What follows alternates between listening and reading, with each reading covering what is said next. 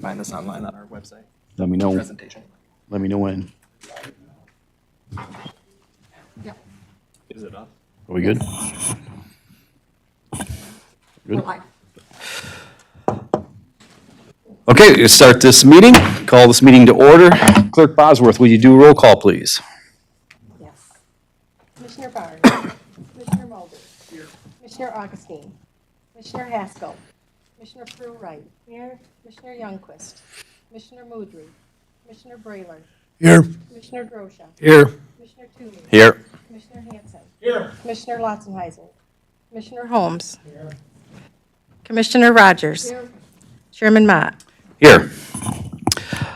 All right, welcome everyone. I just want to remind those at home, the documents are going to be streamed as we follow along. You can hear the audio, but those in the audience and live will have the documents up on the screen so you can follow along. And we apologize for the delay that was not planned. That's actually the first time we've ever had this happen. But we want to get started. The reason we're having these town hall meetings, as you're aware, the county is experiencing some budget issues. And there's various reasons for that. And we want to be open and transparent to the public about what's going on with your county because we do provide several of those services here for you. And we would just want you to be aware of how those services will be impacted in the future if things do not change. So let's get started. You have in your possession, I believe, one of these flyers. I think those are passed out. And as you go through this, it gives a kind of a historical benchmarks of where we were, where we are, kind of where we're headed. So just a kind of a recent history. So the county's budget has kind of remained the same for years and years. We've been passing what's called continuation budgets here at the county. And since 1978, that's when the first county tax allocation cap was passed at a total of 15 mills, which the county gets 5.5 of that. And we've been operating with that since 1978. Just to give you a kind of a history, as you know, inflation and prices have gone up, especially with technology. Technology wasn't really in existence a whole lot in 1978. So that cost has just skyrocketed just in the last few years, and it's cost the county a lot. And so overall, we just, the cost of doing business here at the county has just outpaced the revenue that is coming in. To give you a brief history, we have the revenue solutions for this problem. We started, kind of came to light in 2018. We started what was called a financial stability work group. And that work group currently consists of Commissioner Mulder, myself, Commissioner Brayler, and Commissioner Augustine, who's not here tonight. And we've decided that we need to take a strong look at this and we need to do something because we have not kept pace with our payment or keeping pace with the other counties as far as paying our employees. And also, this building is over 50 years old. It needs some major updates. What has happened, I think in 2018, it kind of came to light that we need to do something. And then, as you know, COVID hit. And so that sent all of us home, and where we had to stay for a while. And then the federal government gave out COVID money, which was called ARPA. And we got about $21 million here at the county. So at that time, it wasn't really feasible for us to go to the public and try to create some revenue because we had that money coming in. Plus, there was uncertainty with a lot of people and what was going to happen. So this last year, in 2024, this financial stability work group. We focused on what it's going to cost and where we are, and we have come to the decision that we need to do something. Either it's going to be some sort of tax allocation, or a specified tax millage, dedicated millage. And we want to bring that to your attention, and we wanted you to come to us and give us your ideas, your thoughts about this situation. I know that if I was sitting out in the audience, one of my first thoughts was, well, you must have overspent. And that is just not the case. We are stuck here at the county with a very tight budget. Now, there are a few items, small items that you could probably disagree with maybe some of what we did with the money, but all those combined would not fix the problem that we have in the county. So we wanted to get your thoughts, get your ideas, let you know what's going on, and just try to move forward. We're going to present a report to the full board on May 10th. That's the Ways and Means meeting, and you can show up for that, or you'll be able to view online, hopefully. So some of the biggest problems we have is the workforce retention. If you have been paying attention out there, you know that across the board, there is a lack of workers. Sometimes I've gone to, well, just last week, went to Wendy's, they're closed because nobody showed up to work. That actually happened twice last week, but that's happening everywhere. Everyone's fighting for workers, and we here at the county are doing the same. And then, like I said, we have a lot of infrastructure cost here at the county. So I'm going to let the other two members of the Financial Stability Work Group talk, and then what we'd like to do is open it up to you. This is a back and forth. This isn't like a regular board meeting where you get up there and make a comment, for 3 minutes. So we're going to open it up momentarily, and we want to hear from you. So when you want to approach us, go up to the podium, please, and we'll have a dialogue. But first, Commissioner Mulder, if you want to say a few words. Thank you, Mr. Chairman. Yeah, welcome. I'm glad you're all here. We haven't been sitting on our hands. You wonder what's been going on, how we got into this situation, and we've been very aware over the years of what our revenue stream is, what our income is, what our expenses are. And quite honestly, we've been very frugal. I'm the chair of the Ways and Means Committee. We issue the checks and we set the budgets, and we're very aware of what our costs are and what our expenses are and what our revenues are. And honestly, this has been sort of a slow train wreck. We've been watching it for years. We've been watching that we've just maintained year to year, barely eking by, not doing a lot of the repairs that we need to, not doing some of the upkeeps and the capital improvements that any business would do, or any particular family home would do. We just always maintained, and that's the boat that we are in. We were careful about what we did with our funding, and we never really wanted to go to the public and ask for more, because we're just not built that way. Quite honestly, we feel that we want to give you the most possible services, give you everything that you need without having to charge you some of the necessities. And so we've been working on it, but it's come to a time now when we're looking at our projections, and it's not looking real good. Changes are going to have to happen, and there are probably changes that will be detrimental to the county in general. It'll be a decrease in services. We don't want to make projections at this point other than we know financially that we're not going to be able to sustain. And we've seen some of that along the way. We've seen some cutbacks in area services in the prosecutor's office. We've seen it in all the public safety area. We've just not been able to keep up. So what do? What you do is we talk to the people, we talk to our constituents, We ask for your input.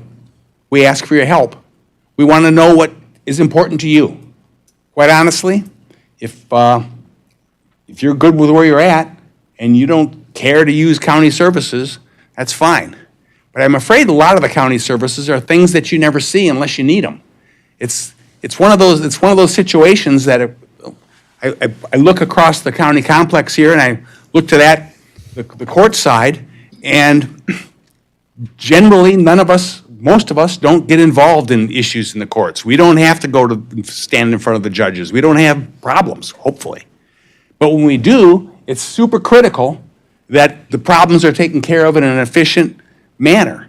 And so you don't know that you need the county until you need the county. And then you're hoping that we're going to do the right job, which we always have. We've always been cognizant of the needs of the citizens, and we've always worked toward implementing those.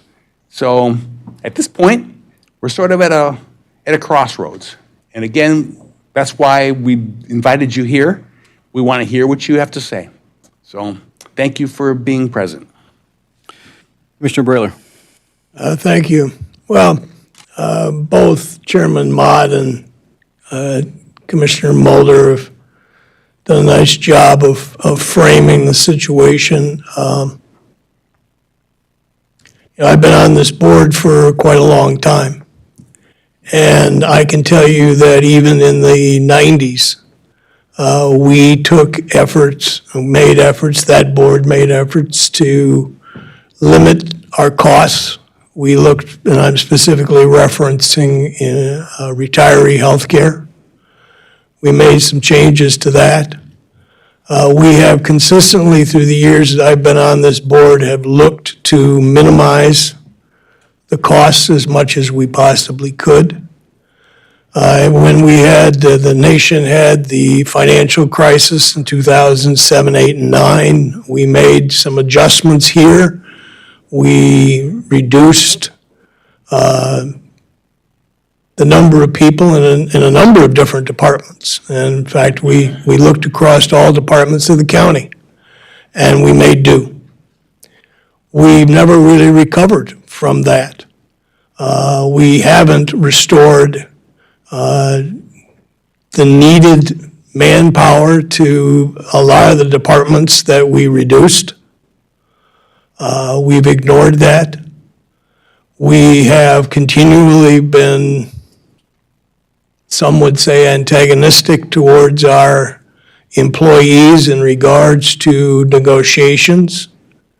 And there has been some bad feelings created in our efforts to keep our costs of running the county down as much as possible, because, quite frankly, we could see that year after year, when the budget would open up, we would get initial projections that were several $1 million more than what we knew we had. And we have always cut those back. So as Chairman Mott has indicated, some of us started talking in 2018 that simply was not going to work anymore. That there was going to come a moment when we were going to have to face the fact that rather than simply going to savings, cutting costs, we were going to have to look at additional revenue simply to make the county government work. And that time, unfortunately, is now. We don't know what the future holds in total, but we do have financial projections that would indicate that for the 2025-26 budget, the day we have the most revenue in the bank, we will be several $1 million short of just paying for what we have now, not additions. We have had, as I referenced, problems with employees who do not feel they're being sufficiently paid for the work that they do. And the problem, one of the basic problems with that is They're absolutely right. We don't pay in comparison to a lot of the organizations around us. The sheriff's department has had probably for over at least a year, maybe more, 10 to 15 openings for deputies. It's a consistent problem. We don't pay what they can get elsewhere, and the ones that he does get, a lot of them leave.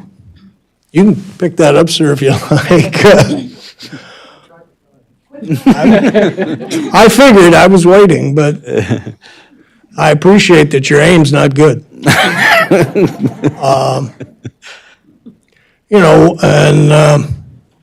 they're not the only ones. We have throughout the complex, we have people who work very hard and do very good jobs here, and they aren't getting paid commensurate to what they could be paid elsewhere. And so we struggle to retain people. It's been mentioned that this building is 50 years old. The complex has, as any place has, infrastructure needs. But it's not just the continuing costs as they were in the 1970s. Times have changed appreciably since I became a commissioner. The work that the prosecutor's office does is substantially more than what they were putting in 30 years ago. The work that the sheriff's department does is substantially more than what they did 30 years ago. The state has imposed upon us a number of mandates that are expensive that we didn't have 30 years ago. In fact, some of them we didn't have 15 years ago. So the job has gotten in a lot of ways, and the clerk's office is another example of expanded responsibilities that they didn't have 30 years ago. You can debate or discuss whether you think the expanded voting rights is a good idea or a bad idea. That's not the point tonight. It is the law here in Michigan, and it's a substantial amount of extra work that the clerk's office didn't have even 2 years ago. And she's going to try to do it, and she's going to do, I think, probably an amazing job because that's what she does, but she's going to do it with the same staff she had. And that means extra work for all of them as well. And so it's a combination of things. But the other thing that at least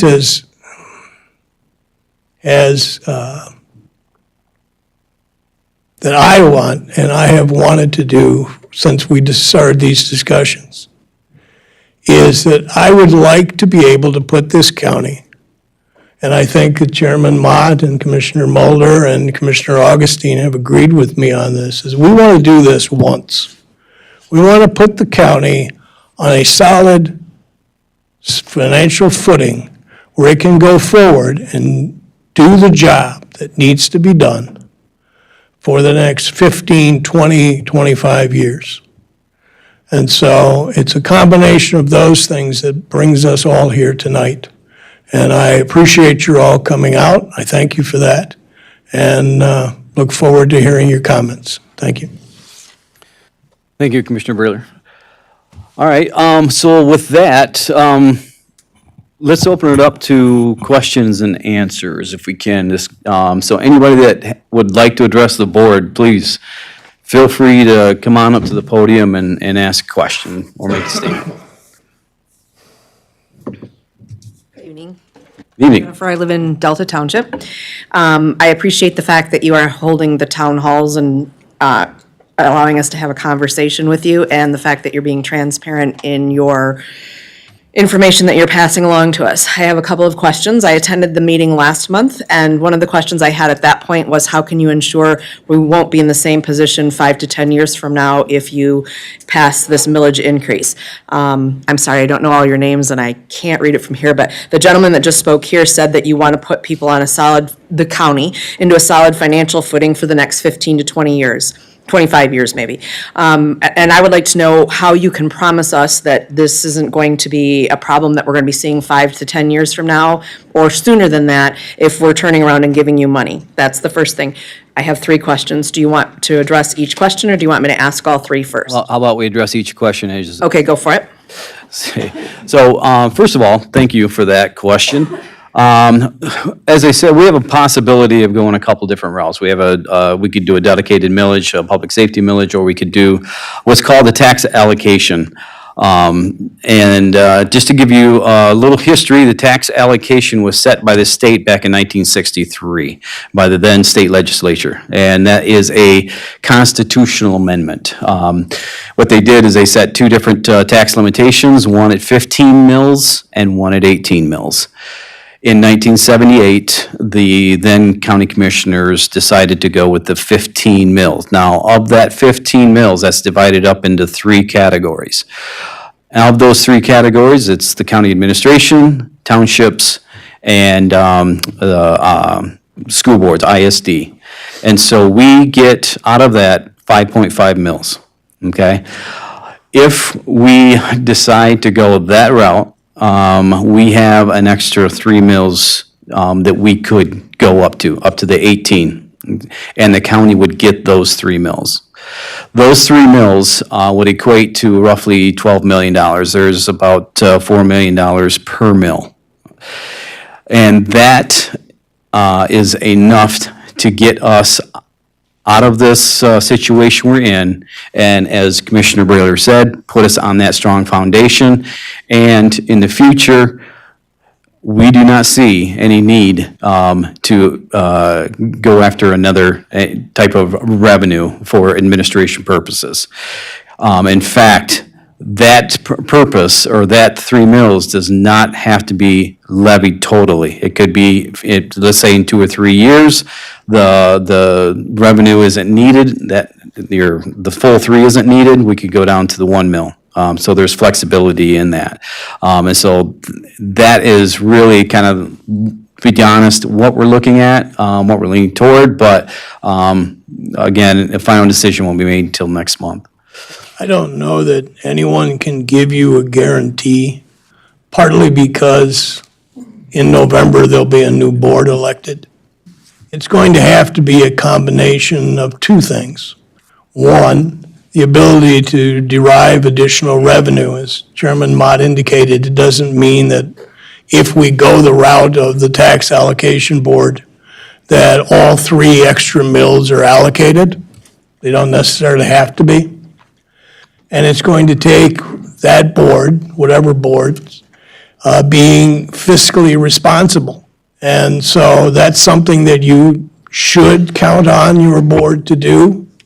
It's something that we have, as I indicated in my earlier remarks, done throughout my tenure here. But it only, and frankly, some of this may still require some reduction in services. It may require some changes in how business is done. At the end of the day, it should be a combination of many things. But one of the things that is important is that the county board have access to additional revenue that's desperately needed, and that it acts as fiduciarily responsible as I think we have over the years I've been on this board. Okay. So, so it sounds like for over 40 years, or approximately 40 years, the mills have stayed the same at 15 mills. Okay, so at some point in those last 40 years, there must have been a recognition that there was going to be a shortfall.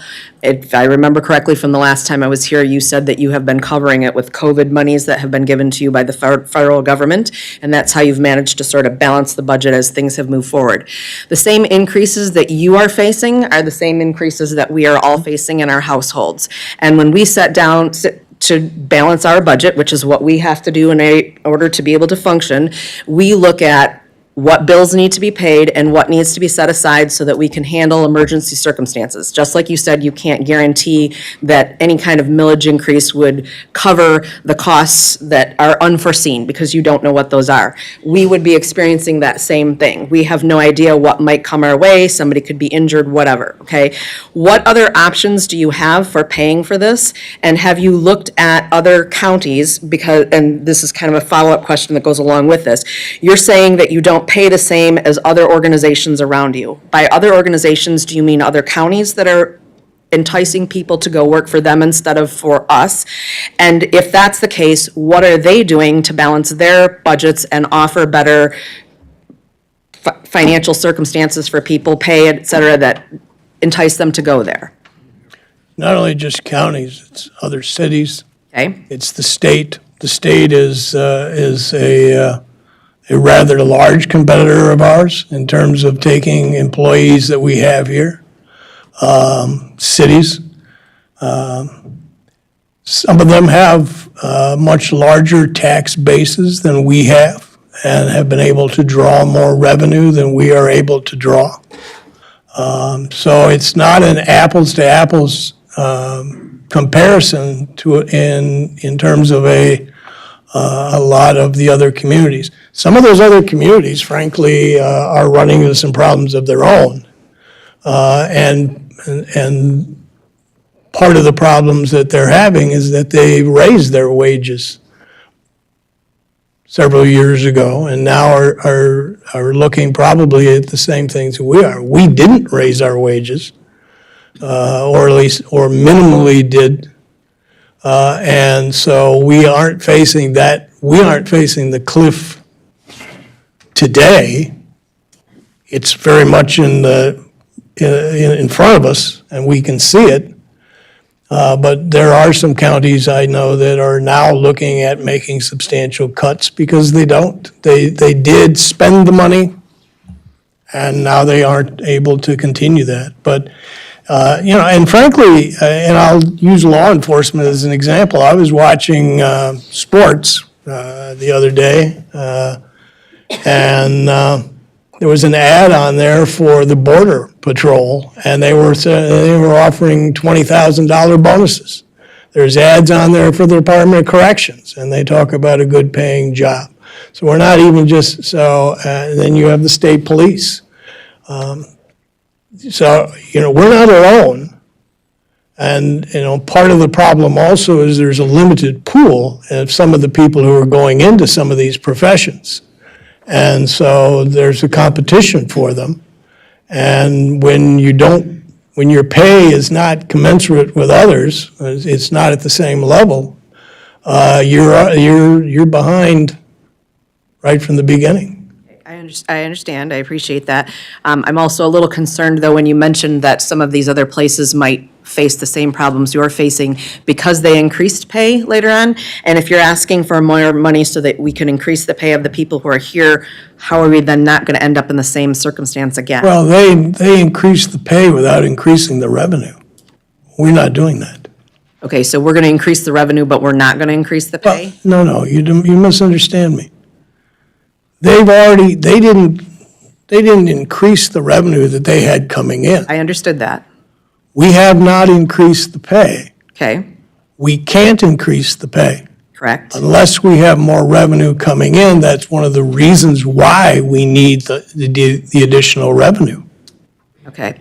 All right, my third question for you is that to what extent are you concerned that the cost of the very large drain project that is being proposed, that's going to affect 1,300 and some households in this area, which is going to be an additional charge to all of us in the areas affected, is that going to affect your ability to pass a millage? So for example, it looks like I might be paying an additional $100 a month for the drain project that's going to be happening.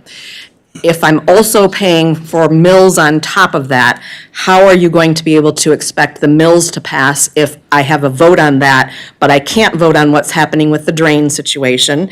And when you're saying that some of the other counties near you have a larger tax base and can draw more revenue, I would be concerned that when you're taking money from people who are already struggling to balance budgets, that means that they're going to not be doing home improvements and other things in the area that they're in, which is going to affect taxes, property taxes, by devaluing property values. Aren't we still going to end up, it seems like we're in a vicious cycle here where, we can't turn around. When you guys are short on a budget, you can come to us and ask us for money. When we're short on our budgets, we can't come to you and ask you for more money. It doesn't work that way.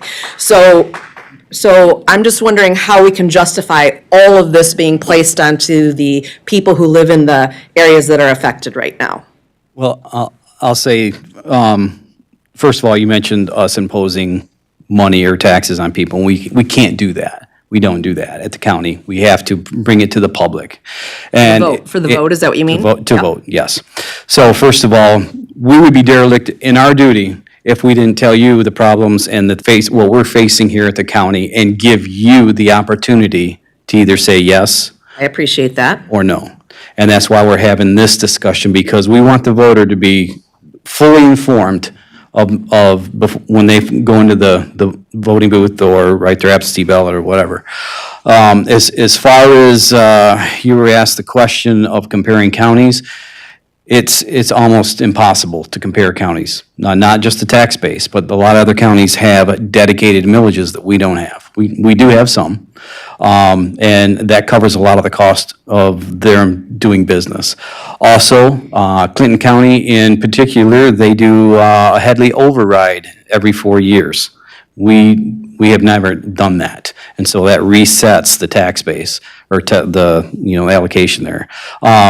So that's I think we tried it one time and didn't pass. So if we'd have done that years ago, I don't know if that would have changed things. It definitely would have helped.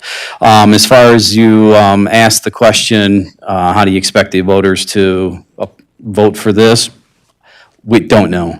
I absolutely agree that it's tough times, and it's going to be tough on the voters. And but we cannot sit here and not do something, and to let you know that, hey, this is our problem, and you guys make the decision. And it's not because we're irresponsible.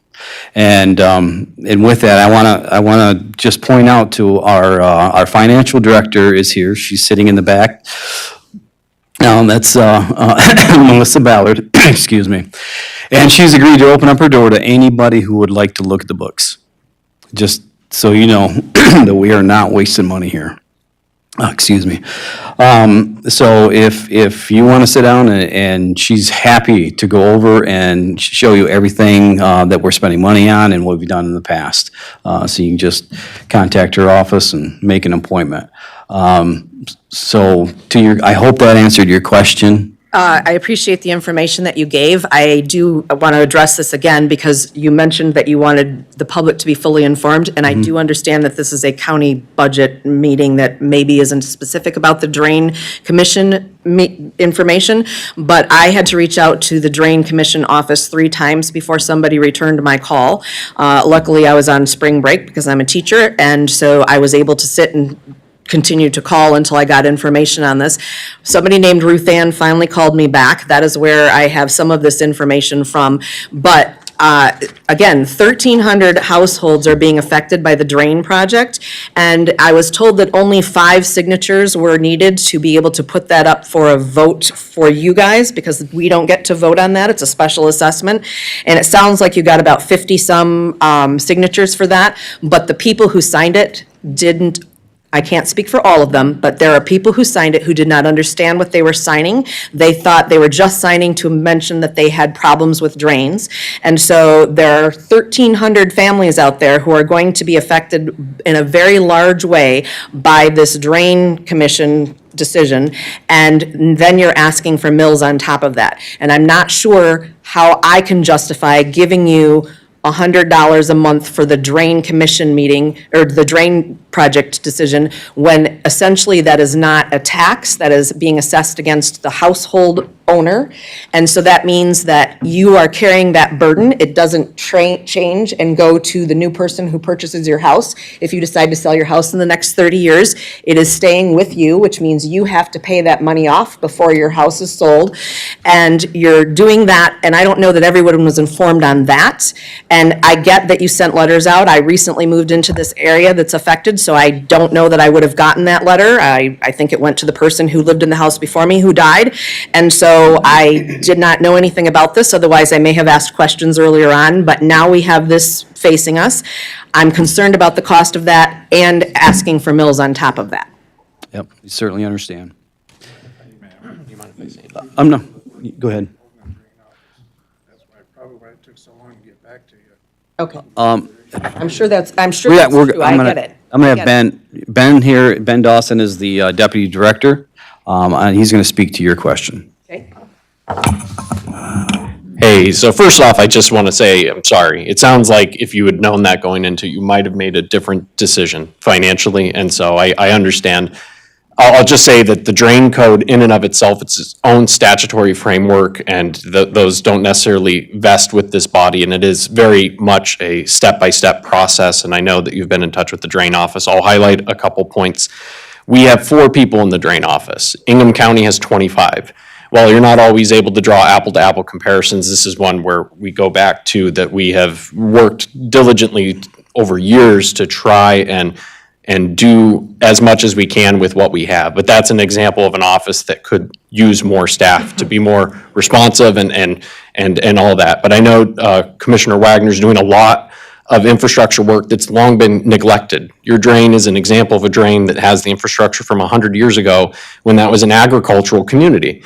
Every time it rains in that area, there's flooding. It causes damage to homeowners and businesses. So that was part of the starting point for that is that piece. Coming back to a county focus, I'll say this. We spent hours of staff time gathering almost 20 letters of support, putting together a detailed explanation with the engineering firm, and we reached out to our federal representatives, and we reached out to the state representatives, and we talked not just about getting help with your project, but about infrastructure reform in Michigan generally. You can get money matched from the DNR if you want to build a park. You can get money towards clean water and wastewater infrastructure, but there's not a good funding mechanism for drains. And we live in a state where there's a lot of water.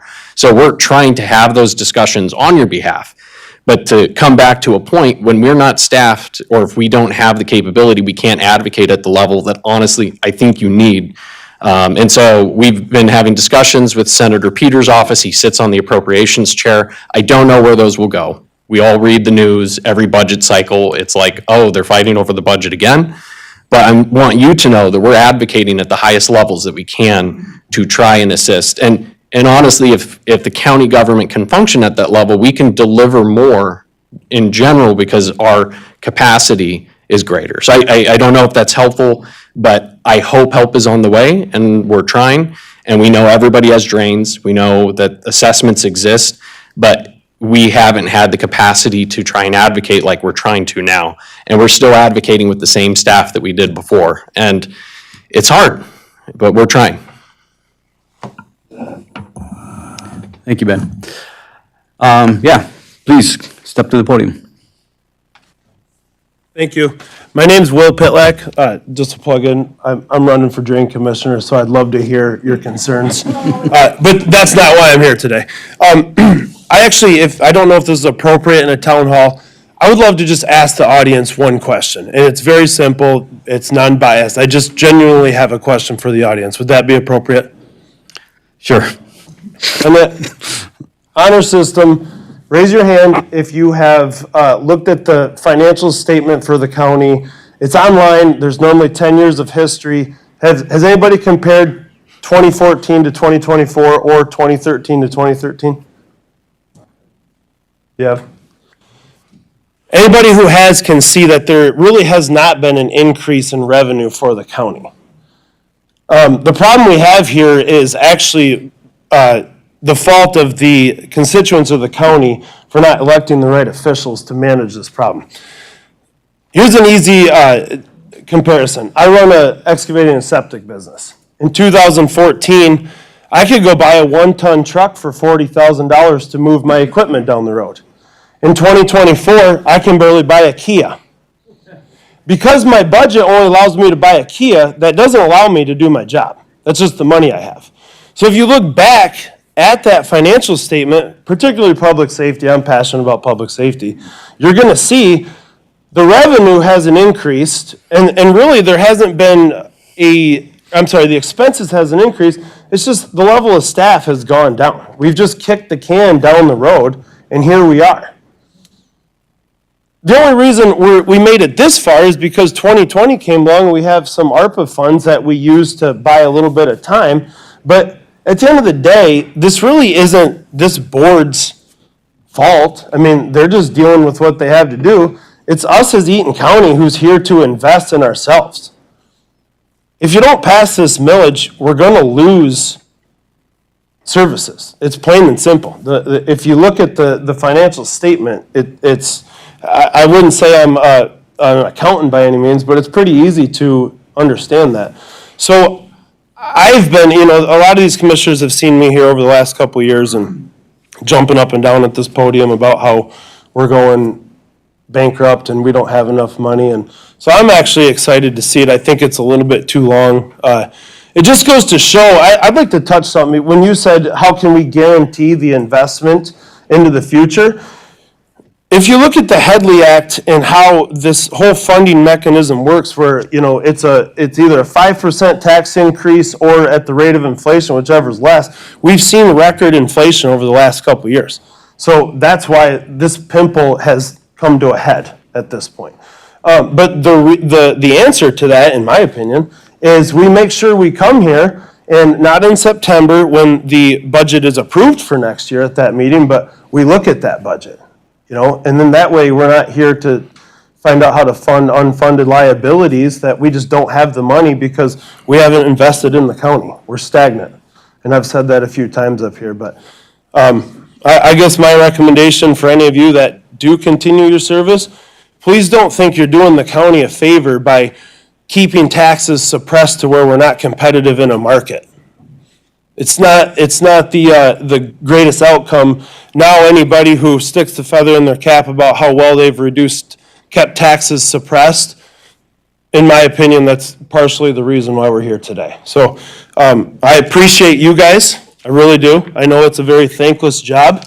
Thank you for navigating the waters on how we're going to resolve this. I hope we can resolve it. I personally support this. We need revenue in this county, and it's up for us taxpayers to make the investment in ourselves. So, thank you.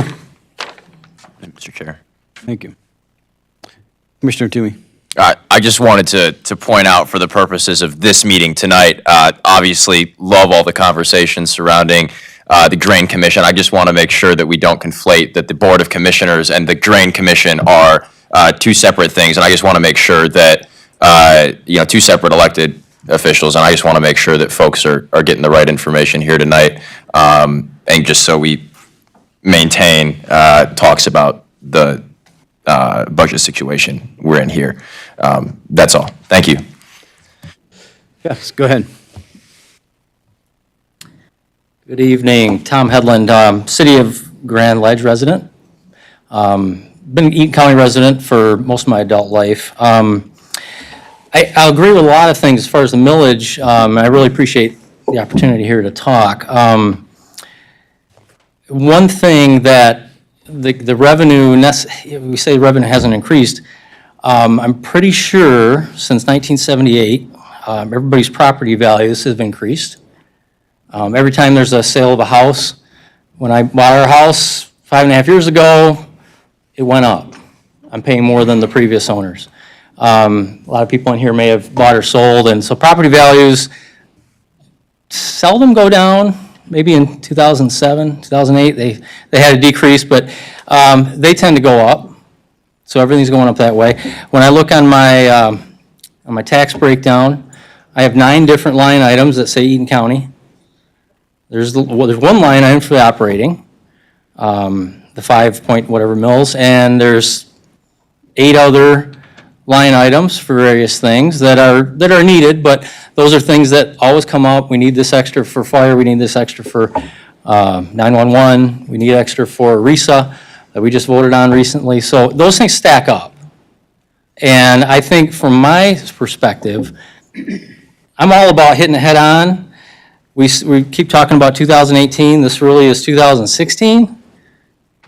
And probably before that, this goes back probably 2012. Kick the can down the road, kick it down the road, kick it down the road. I'm all about attacking it. Let's solve it, that's great. When I look through the budget things, there's a one line item, and it's listed on here as a comment from previous, pension liability and retirement. It's huge. That's never going down. That thing is skyrocketing. That thing is like a trajectory way up. So these three mills, if it turns out to be three, they can go through, they can solve it. 15, 20 years, I doubt it, unless we're looking at some hard decisions on not getting rid of pension liability and retirement. Some of those things are there, but what other solutions are there to help with that? So as we go down 5 years, 10 years down the road, we've got a handle on that. I have a feeling and I'm speaking just by, speaking just by, my gut instinct, is there was some decisions made 30, 40 years ago with pension liabilities that we're paying for now. And we've been paying for every year for the last dozen years. So those things build up, and they build up, they build up, and here we are. So if this goes through, I'm not opposed to it going through. We better not have this discussion in 5 or 10 years, because then everything's gonna hit the fan. Because if they aren't solved, if some of these line items and some of the big ticket things in the budget that are right there, they're glaring, they just like jump out with lights on, if they're not addressed, then we will be back here. So that's what I caution is, let's get some answers on some of those things. So that's the main thing, and I appreciate the time. Thank you for your comments. Do you want to address that, Joe? Sure. In regards to the pension liabilities, I think a couple of things that you need to know. First of all, we belong to MERS, which is most state employees, governmental employees belong to MERS. Eaton County has always paid into MERS whatever MERS told us we needed to pay. And when I first came on this board, we were considered, I think we were in the 70 percentile, 73, 74% funded. At that time, and for those of you who don't know, I first came on this board in January of 1989. At that time, even in the 90s, we were considered to be well-funded, and there was no concern about the pensions.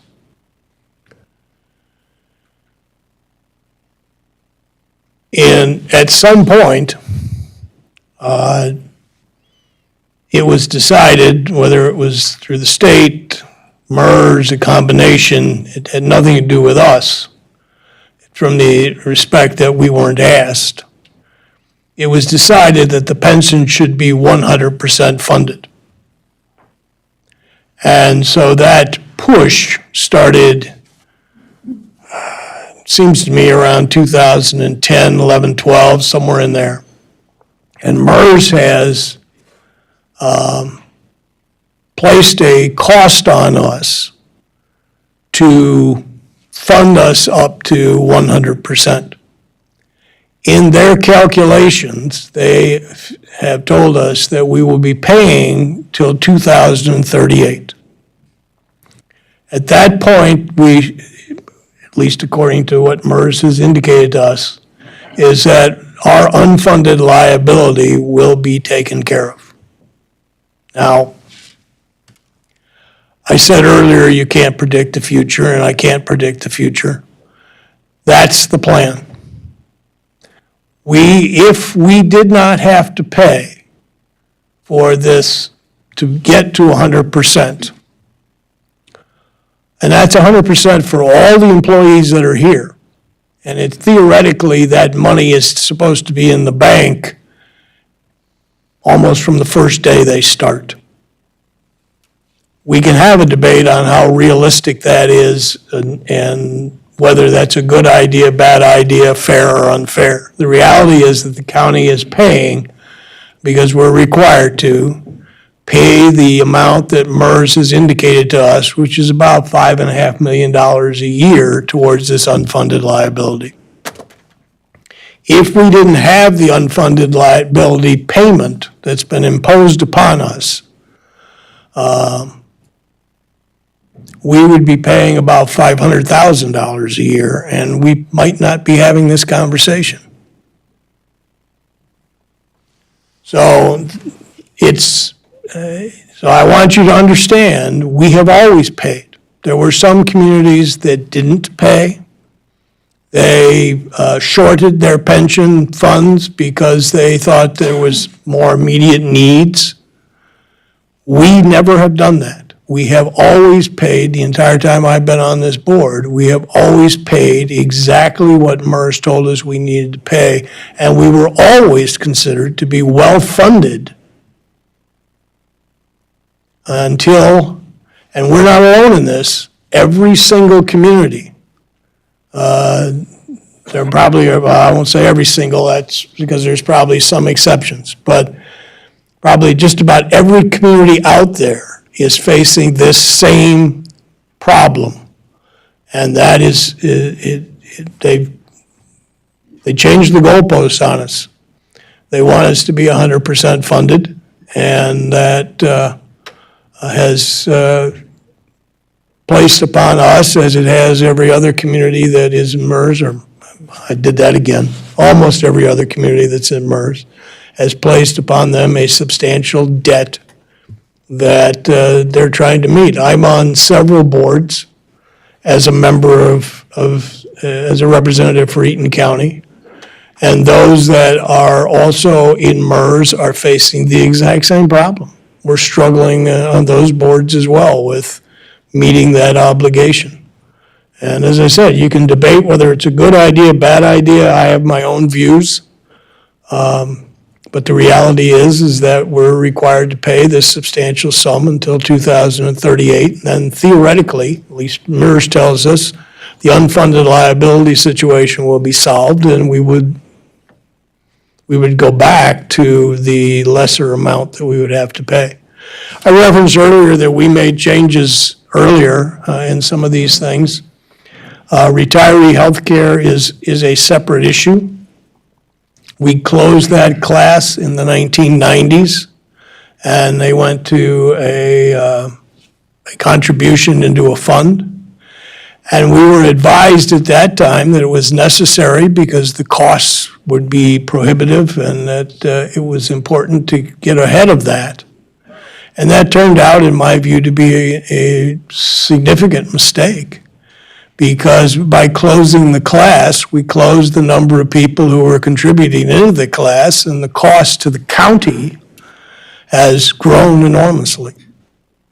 And so until that group is no longer receiving benefits, we will have that additional cost. So we made some mistakes in the past in trying to do what we could to provide a pension to our employees, which was for a very, very long time one of the key things that brought people to Eaton County and kept people here, and health care to our employees, which again was something that people found to be very helpful to them. So I hope that answers some of your concerns and questions. And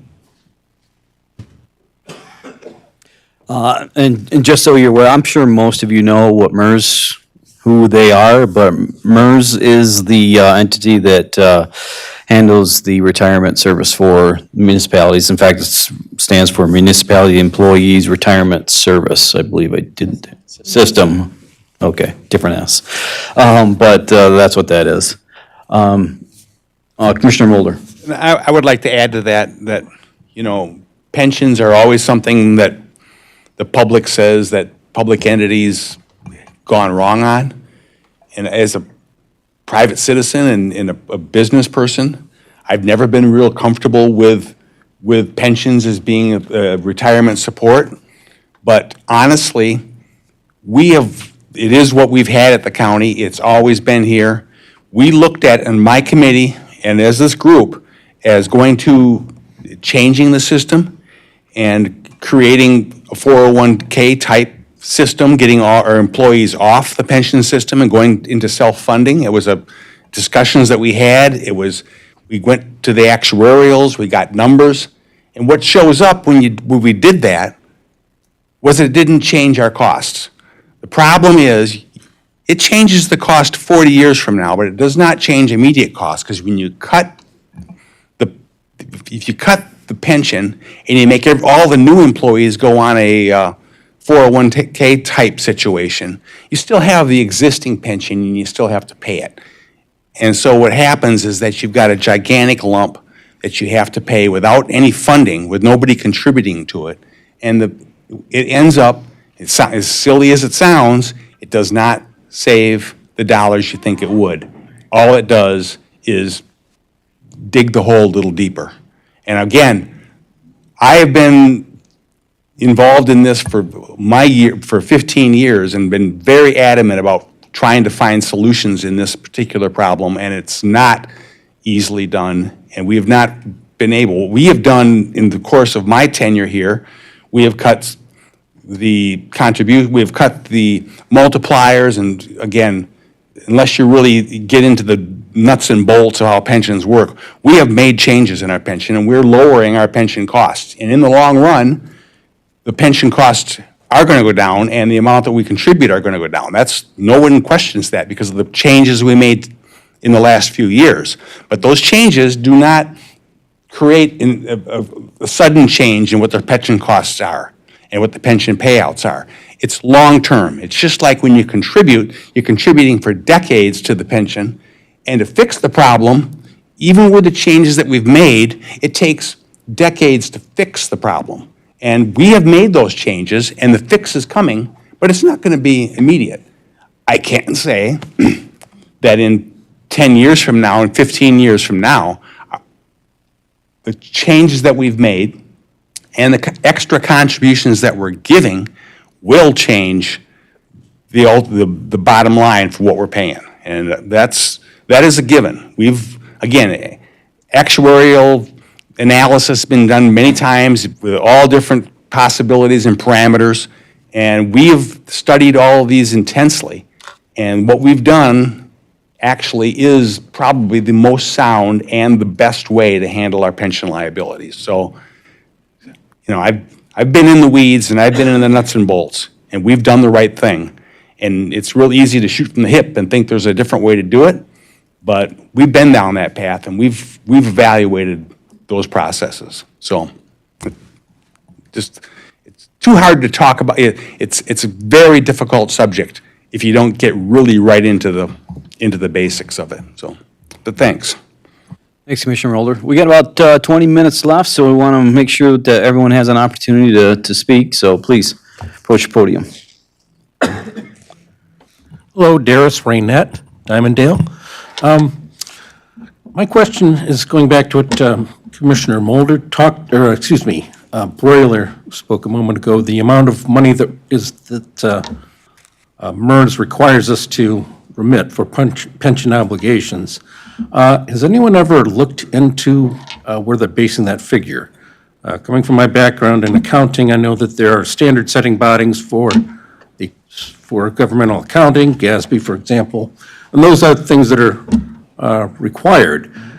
Is this, when you say the state requires, is that something that is an administrative rule, or can they actually reference a document or something like that, a rule? Are you referring to what MERS requires us to pay? Yes. I believe it was 60% fund, it has to be 60% funded, is that correct? Yes, there's several different parts to that question. But first, we're required to pay a contribution based on an actuarial valuation that's done every year by MERS. Right. We are also subject to the state's requirements for uniform actuarial assumptions. And those are what Commissioner Brailer referred to, that when those changed, that created an increase in the cost to municipalities for their pension. Right. So that's what we're stuck with in paying. So what's the basis for the change, though? Is that some ruling, or is that something that, in other words, is there some way we can lobby against that? So, and we have been talking about that. That's something that we've been trying to get together a meeting to talk to legislators about what that's done to municipalities. I'll go off on a little bit here. The state passed a grant, put out a grant for municipalities to submit for their pension unfunded liabilities. You had to be under 60% funded. Eaton County happened to be just over 60. So, not to put down the city of Flint, but the city of Flint put in a grant and they received $170 million toward their pension. Oh. So obviously that, if we had that, we'd be fully It's a funded, better right? situation. Yeah, so those are frustrating things for municipalities that have done, like Commissioner Mulder said, the work on trying to lower the pension obligations for the county, and we did do that. And I would speak, the sheriff is here tonight, I would speak to the fact that we have made reductions. When the deputies started at the county, they started because of the pension, not the wages. So then we didn't increase wages. We just kept pace. Well, we didn't keep pace. Last 5 years, we've really gone below with wages, but we then cut their pension. So if you talk to our deputies, and I'd encourage you to do that, talk to them about what it did to them, what it's done to their families, what it's done to their future, right? No, So, I yeah, understand. yeah. So we are trying to do our best to make the payments that we're required to do, but when those keep going up with every valuation, and we'll That's get, the yeah. rest of my question is, if the state is requiring us, if it's Yes. not based on sound actuary, then It's based on actuarial. MERS has a standard that they use for a fiscal responsibility, and then the state has it as well. The state's was under PA 202. MERS was done through their board administration. And that's the act you're looking for. It's PA 202 that was passed in 2017. It's Protecting Local Government Retirements Act. MERS, the entity that we do this through, they actually have a whole page that goes through and talks about what was the goal of the legislation and kind of breaks it down. So I would recommend it. I find it interesting, and you might as well. Most people would probably read it before bedtime, but it is, but you're correct. It's a state statute, and I do believe, like, we just got a request for giving feedback about what communities can do, like a checklist of what you can do to make your pension healthy, and we went through that list together, and we've reduction of benefit, increase the employee contributions, like, we've been doing those consistently. It's just, the other thing is, our retirees, which is great, have a longer life expectancy than the national average, and part of that is that, they worked years making less money, and that retirement is really what used to attract people. Connie kind of touched on that, and I'll just say it.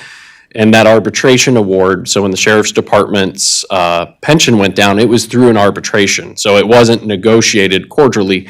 It unfortunately came from an award. So there was a distinct drop in their pension, and there wasn't a distinct increase in wages, which has contributed to the hiring difficulties we've had. But those changes have been made in every contract and within the non-union personnel. And as I think Mulder had mentioned, that these things take time to catch up. So we have deputies, when they retire, they're going to have first half of their career on the old pension plan, and then they're going to have the rest of it on the new pension plan. And eventually this will pay dividends, but it's going to take time.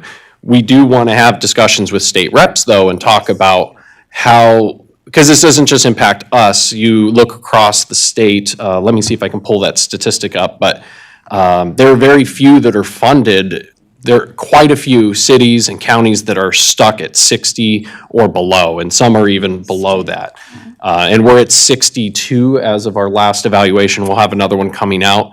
Yep. And to Joe Brailer's point, we were 70% in 1996. So, we've been making the payments that should shore us up by the end of that time frame, and we've even made additional contributions in some years, and we're still at a lower funding threshold now than we were, 29 years ago. Yeah, So- but on the state of Michigan site, if you search PA 202 Treasury, you will find a list that shows all municipalities and where they're funded. So a lot of municipalities haven't reported for 2023 if their fiscal year ended at a certain time. But you can look at 2022 and see where people were funded. And it's every community. You can then sort it by county, you can sort it by city, township, school district, so it's a good tool. Thank you very much. If you find anything, let us know, because if we, if you look at it. Take a look, yes. It's a public document, so we would welcome it, honestly, your expertise in accounting, so. Thank you. Thank you. Yes. Good afternoon. My name's Amy Brown. I'm from Sunfield Township. My concern, and maybe I'm jumping ahead just a little bit, but if we all voted on these 3 mills, how would we determine our priorities? Living in a rural township, I am really concerned about patrols or lack thereof in the evenings. How would you go about determining who gets what? How quickly do you anticipate we would start seeing return on our dollars? Not to put you on the spot, Sheriff, do you want to address? I put this up on the screen too. Okay. So the payments that we passed. I'll take all the bodies I can to work the road patrol. I'm 18 positions short right now. We have no patrol from midnight to 6 a.m., which is horrible. That's concerning. I just don't have the people to be out there working the road. MSP has kind of helped on the majority of it, but it's still, the county sheriff is not out there doing the patrols between midnight and 6 a.m. How soon? I don't think we're supposed to see any revenue until, if it does pass, next summer. So, but I'm trying to fill the positions I have now. Okay. And I do have people in the academies. I got people lined up for this spring. I've got people lined up for the fall. But I've got 5 more retirements this year. So the people I have in the academy are going to fill the positions that people retire. I want to fill them as soon as possible. As we've talked about before, we're in a situation where the surrounding counties or jurisdictions pay more than Eaton County. Not only just sheriff's office, but the prosecutor's office and everywhere else in the county where they're employed. We need to build it up. I mean, I've lost several people to other jurisdictions who are paying $10,000, $20,000 more a year plus bonuses. We can't do that here because we don't have the money. That's why we're trying to get this through. Okay, And we're going to do it as soon as we can. all right, thank you.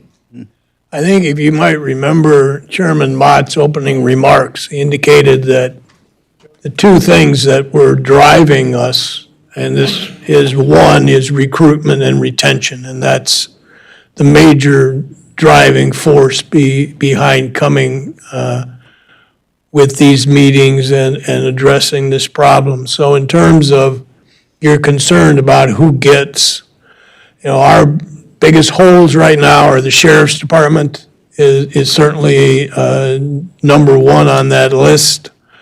The juvenile care facility is another area in which we're having problems filling positions. There are some other departments where there are some open positions.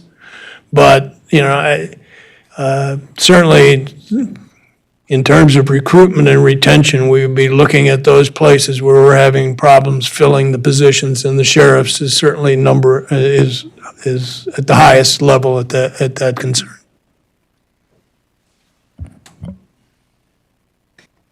I'm actually an Eaton County resident, and I live in the city of Charlotte. My name is Jody Pruden. Some of the questions that I want to present aren't necessarily something you'll be answered right away. It's something that I want to just comment on, more or less. And I know that there's an issue with pay, and I see that one thing kind of complements, or like a domino effect, okay? You've got people who have been here with credentialing that was required when they actually became employees, and now you can't get those people anymore because of the pay. So you've got people who don't have their credentials, yet they're all getting paid the same thing. How can you keep people when that happens? Okay?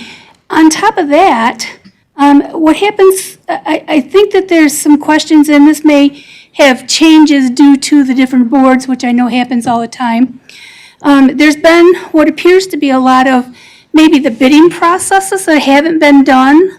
And I don't know what your procurement processes are as far as bidding requirements, but it seems like there's a lot of contracts with places that maybe haven't always had the best bid, even if you throw out the high and the low, and that maybe their quality is not the best. And it's almost seems like there isn't enough communication between the board and the departments I know that the complex has a lot of very high tech type stuff as far as like boilers and, the buildings and all that kind of stuff. And there's been a lot of things that have been done that may or may not have actually had right communication, because if you've got these employees that are actually credentialed for what they're working for, they probably could do that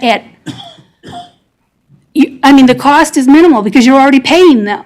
So why are you getting contractors to come in and do stuff when you have the employees? And why aren't we getting employees, aside from the problem with pay, that are actually able to do this? So that's one of my concerns. And I kind of talked around, I listened to the first meeting, I'm pretty familiar with some of the stuff that's going on. And one of the big things that I have heard is code enforcement. Got some personal experience with this. There was a person that was approached and told that there had to be a permit for a festival. That's cool. And the permit was going to be $50. The entity came in, then they got told the permit was going to be $184. 2 days later, the permit's only going to be $87. Okay, what's going on? On top of that, when I was at a city council meeting, which I do attend as well, the word around the county is, do not go and do business in Charlotte, which I don't understand why Delta County Delta Township or Charlotte or any other entity in Eaton County would be different. But they said that you don't want to deal with the county code enforcement. Now, I happen to have known a couple of the prior code enforcement people, and I understand that there's a fine line between having to deal with contractors who try to cut corners, okay? And then having to go out and do inspections and, oh, well, this is real close but not quite. And so you go out there 7 times and they get another fee every time they go. So people who are doing, like little jobs and stuff like that, decks, okay? Yeah, they got to refollow the requirements, but let's get this done so it's not costing everybody so much money. There's got to be a better way to do that. So that code enforcement is the one thing that I hear about constantly. Okay? I'm from some of my background is I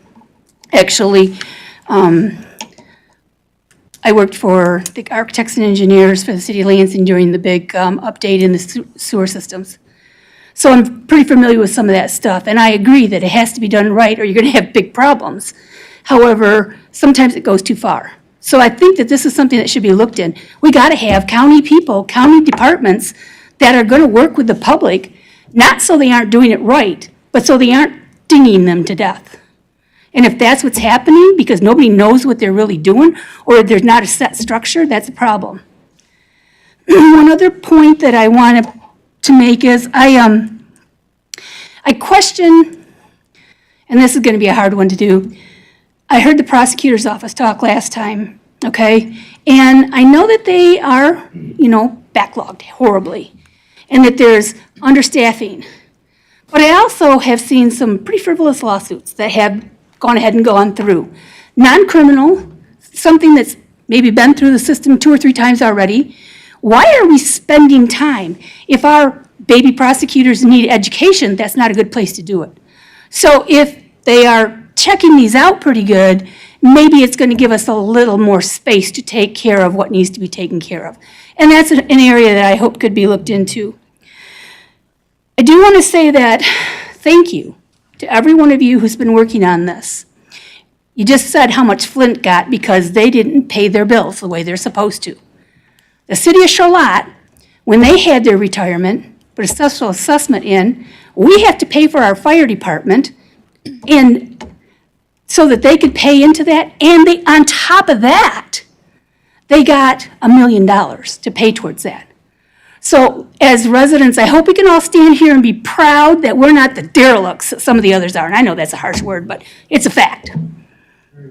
So it's been nearly 40 years. Are there any other entities around here who haven't dinged us and dinged us and dinged us to death? I don't know of any. I mean, City of Charlotte is where I see most of it, and it's been ongoing day after day after day. And so I want to say thank you for that. I hope that this would be actually done in a good way.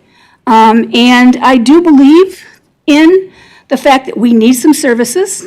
Some comments that I've heard occasionally because of some people that I've just been talking to is, how come the county grounds don't look like they used to? The green, beautiful, lush. Well, if you look at it, you can tell exactly what happened when the county grounds started kind of, coming down grade a little bit. Municipalities got drops in funding from the state and the federal, and that has continued. So yeah, maybe there have been increases in the housing. There's also been big gluts. Time is going to go. It's probably going to happen again. So that fluctuates. But the funding has gone down as well. So you have some to increase, and you also have huge amounts where it's decreased. That being said, I can support this. And I hope that the people of our county will actually realize that this is not something that we have been dinged and dinged and dinged about, and that we actually can be a process, which was mentioned before, in getting the right people to do this for us. And by getting out there and voting and electing the people who can take care of this for us, I believe in it. So I can support this. Good luck and thank you. Anyone else? Yes, please. Yep, we'll make time. My name's Marlena Bernheisel, Benton Township, and the MERS funding issue through 2038 sounds significantly like what happened with the Postal Service in 2006, when we were mandated to pay the Postal Service to pay 75 years of retiree health benefits for people that were not even born yet. Senator Gary Peters was fantastic, phenomenal, in helping that to be dismissed. That was the Postal Reform Act of 2021. And I would hope that all of the counties in the state of Michigan will band together and try. I believe pensions are hugely important, and I support public workers. I am one myself with the Postal Service for over 26 years. So I don't want to see pensions be thrown away. And I really don't want portions that the employees have to pay to rise significantly, but I think that there's a possibility that gains could be made in that, so that at least if not forgiven, they could at least be not so burdensome. Thank you. Thank you. Well, that's 6:30, and we've come to the conclusion of this special meeting. Again, I want to thank everyone for being here. And I know this is a tough topic. None of us here on this board really want to do this. Our backs are up against the wall here. And if we don't do something, then the county services are definitely going to look different. So we want you to be informed. We want everyone to be informed in the county. And again, next month, May 10th, is our Ways and Means meeting, and that's when we will kind of decide which direction we'll go, and then that decision will go on to the full board and the following Wednesday. So if you have any further questions, didn't get your questions answered, feel free. Call me, contact Controller Sobey, and Email on the Ben? flyer or social media. Okay, yeah, email, social media, call. Please get your questions answered. We're open, we're here. Thank you again for coming.